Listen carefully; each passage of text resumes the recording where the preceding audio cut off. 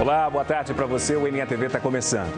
E hoje a gente fala sobre os ataques às agências bancárias aqui em Pernambuco. Por isso vou fazer esse giro para cá para encontrar o secretário de Defesa Social do Estado, Alessandro Carvalho. Boa tarde para o senhor, secretário. Boa tarde, Márcio. Seja bem-vindo ao NETV de hoje. Secretário, para a gente começar a nossa entrevista, a gente tem alguns dados aqui que foram divulgados pela STS para a gente fazer uma comparação de números, com relação a roubos e assaltos e tentativas também aqui em Pernambuco. Em 2016, já foram 73 roubos e assaltos, 43 tentativas. No ano passado, de janeiro a julho, fazendo essa comparação, foram 62 roubos e também assaltos e 37 tentativas. Secretário, eu quero saber do senhor como é que a polícia está investigando essas ações contra bancos aqui em Pernambuco. Nós estamos tendo uma preocupação muito grande, Nós temos o aumento, Márcio, do número de explosões a caixas eletrônicos e uma redução de roubos a agências durante o horário de expediente. O que é que isso nos leva a concluir? Que está mais fácil fazer ações durante a noite com explosões ou abertura de caixas com maçarico do que durante o dia com o policiamento na cidade. Agora, esse problema, Márcio, é uma epidemia nacional. Se nós fizéssemos uma análise do panorama do país e nós constatássemos que apenas alguns estados estão com esse problema, nós poderíamos até pensar que isso poderia ser uma falha na gestão da política de segurança pública. Mas, como eu já disse, é uma epidemia nacional. Em 2015 foram mais de 1.000 explosões a caixas eletrônicos no país. Nós temos, só do Banco do Brasil, fechados 210 agências em todo o país. Então, eu vejo isso como uma união de esforços do Estado, dos bancos e da União para poder dar uma resposta. Eu entendo, secretário, mas a gente fazendo uma comparação, em Pernambuco especificamente esse ano foram 22 cidades onde bandidos causaram pavor, pânico na comunidade, nos moradores durante a madrugada. Aí a gente preparou um mapa porque tem algo que chama atenção nessa ação de bandidos. Vamos acompanhar esse mapa porque tem as ocorrências mais recentes, como a gente vai acompanhar. Ok. Sexta-feira passada, dia 5, Machados. 2 dias antes, outro caso em Bom Jardim. 31 de julho, Cumaru. Na semana anterior, 23 de julho, Passira. Em Orobó, 12 de julho. Um dia antes, dia 11, Buenos Aires. Em 9 de julho, Feira Nova. Em João Alfredo, foi em 5 de julho. São cidades muito próximas. Machados, Bom Jardim, Cumaru, Orobó, Passira, Buenos Aires, Feira Nova e João Alfredo.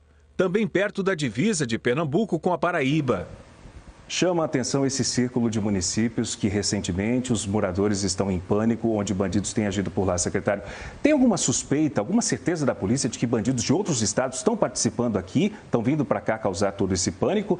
E também, se existe essa identificação, onde é que estão esses bandidos, secretário? Ok, nós trabalhamos com a nossa inteligência e o que eu posso dizer hoje é que nós acreditamos que pelo menos 3 quadrilhas distintas estão atuando em Pernambuco.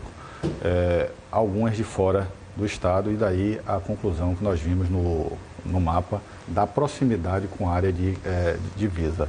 Isso acontece também na divisa com Alagoas, né? Não tanto com a Bahia, mas com Alagoas. Então, onde é que nós apostamos?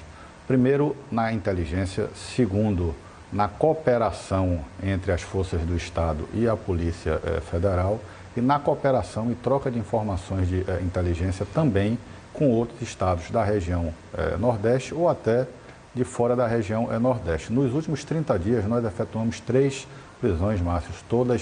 3 ações com prisões, todas foram noticiadas aqui na Globo. Uma em Buenos Aires, em que houve um confronto logo após um roubo à noite ao banco com maçarico. Houve um confronto, 4 mortos e 2 presos.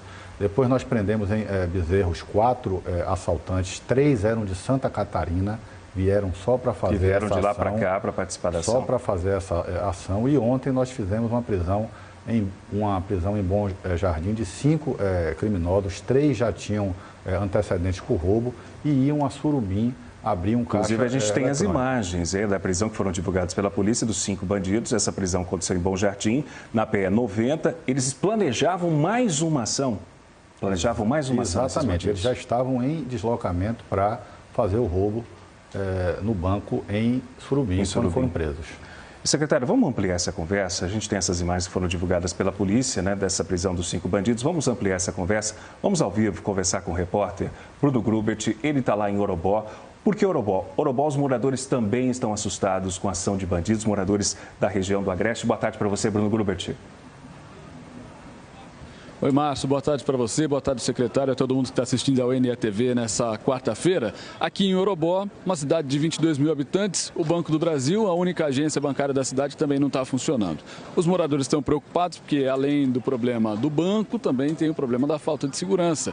Eles tiveram que mudar o comportamento, porque, de acordo com eles também, falta policiamento aqui na cidade e aqui na região. Apesar da prisão desses bandidos que ocorreu aqui em Bom Jardim, uma cidade que fica bem pertinho de Orobó, os moradores ainda estão um pouco assustados por conta dessa presença maior de criminosos e da falta de estrutura da polícia aqui na cidade.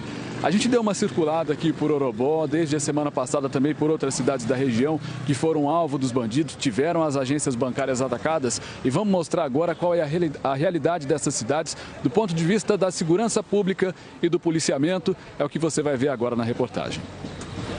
Para quem precisa dos bancos, está cada dia pior. Não tem dinheiro, não. E a gente o que tem é um saláriozinho mínimo para tudo, principalmente para mim, né, que eu preciso de comprar remédio. A gente tem que ir para as cidades vizinhas para fazer saque, ou então as lojas que aceitam o débito automático a gente passa. Entre os dias 5 de julho e 5 de agosto, 8 cidades do Agreste e da Zona da Mata sofreram ataques de bandidos. Cidades pequenas que viviam a tranquilidade do interior até que uma onda de assaltos a bancos chegou. Existe um tipo de um convênio criminoso. São pessoas que vêm de outros estados, que se reúnem com pessoas daqui do estado de Pernambuco que fornecem a logística, conhecem as estradas vicinais. Na medida em que os assaltos vão sendo consumados, esses grupos vão se capitalizando e adquirem armas de forma ilícita, adquirem carros. Uma concorrência desleal com a segurança pública. Enquanto os bandidos chegam cada dia mais organizados, em bandos com armas pesadas, alguns municípios mal têm policiais para atender os moradores. Tinha policial lá na delegacia? Tem não. Dia nenhum. À noite tem policial, só durante o dia. Durante o dia tem policiamento, agora à noite é desativada. O último grande ataque foi no dia 5 de agosto em Machados, no Agreste. Os bandidos passaram 20 minutos dentro do banco. Foram embora com todo o dinheiro do cofre. Enquanto isso, havia 2 policiais de plantão e o único carro da PM não estava funcionando. Em todos os lugares por onde os bandidos passaram foi assim. O bando chega fortemente armado, invade a agência bancária, geralmente explode os caixas eletrônicos, foge tranquilamente levando todo o dinheiro e deixa os moradores com medo. Uma outra característica dessas cidades em comum também chama a atenção. A segurança é precária. Falta policiamento. Em Orobó, os bandidos atacaram a agência do Banco do Brasil no dia 12 de julho. Antes, eles atiraram contra o carro da polícia.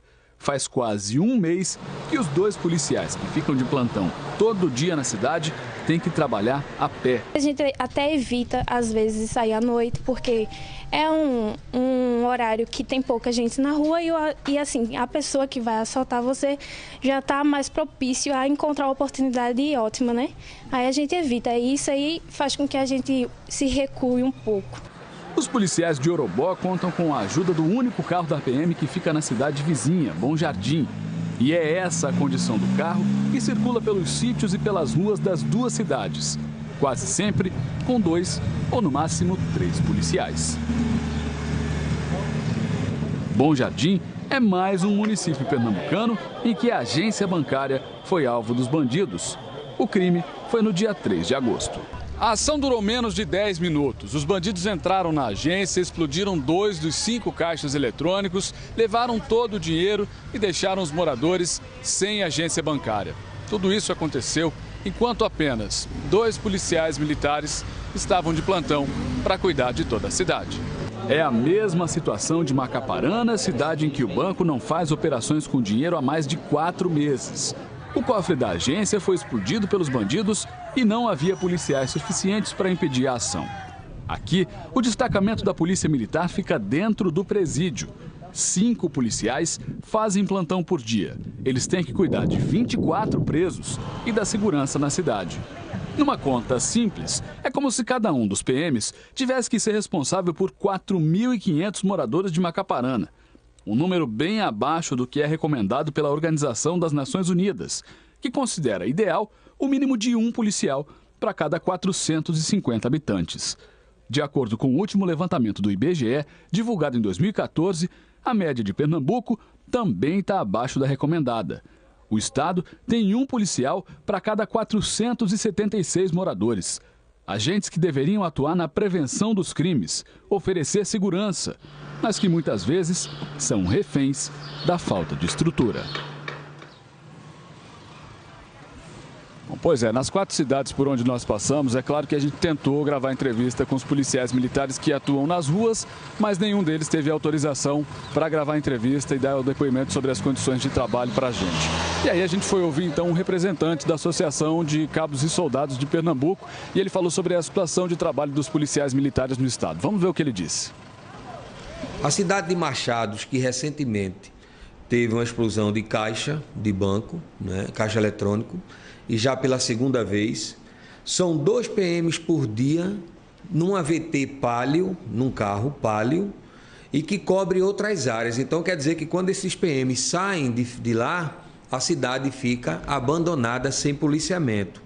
João Alfredo tem 2 PMs na cadeia pública e 2 PMs na cidade. Essas cidades que são divisa da Paraíba, onde estão tendo os maiores casos de explosões de caixas eletrônicos, são as cidades que, em média, você tem 2 ou 1 PM por estas cidades. A polícia militar precisa de melhores condições de trabalho, mas o policial trabalhar com armamentos, que até o calibre é bom, .40, mas armamentos que para o confronto com o bandido, que vem de AR-15, de mini-rug, de AK-47, de fuzil 762, armamentos automáticos, até com .50, né? Nós temos uma situação que aconteceu no sertão agora a ponto de explodir a explosão de um carro forte.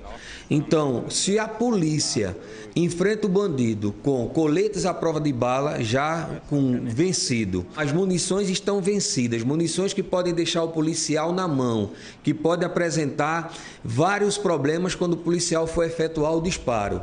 Né? E isso aí tudo, gostaríamos muito de nunca ter que usar arma, mas é em defesa da sociedade. Bom, a gente volta aqui ao vivo a falar da cidade onde a gente está, que é Orobó, uma dessas cidades que sofre com a falta de policiamento. E aí eu encontrei aqui o seu Fernando para conversar com a gente, porque ele, assim que viu a nossa equipe chegar, já veio falar sobre a questão da segurança. Está faltando policiamento aqui, seu Fernando. Qual que é a sua preocupação maior? Boa tarde. Boa tarde. É segurança, viu? O que nós queremos aqui em Orobó é segurança. E nós estamos precisando de policial e principalmente o delegado, né? O delegado aqui faz 2 anos que não tem delegado em Orobó. Policial são 4 policiais, são 2 civis e 2 militares. Uma cidade com 25 mil habitantes, eu acho que está muito ruim para a gente. E a gente tem de resolver, principalmente a zona rural. A zona rural está um absurdo. Tá ok, seu Fernando, obrigado, viu? O seu Fernando está preocupado com essa questão da segurança e eu passo a preocupação dos moradores que estão aqui vendo a gente.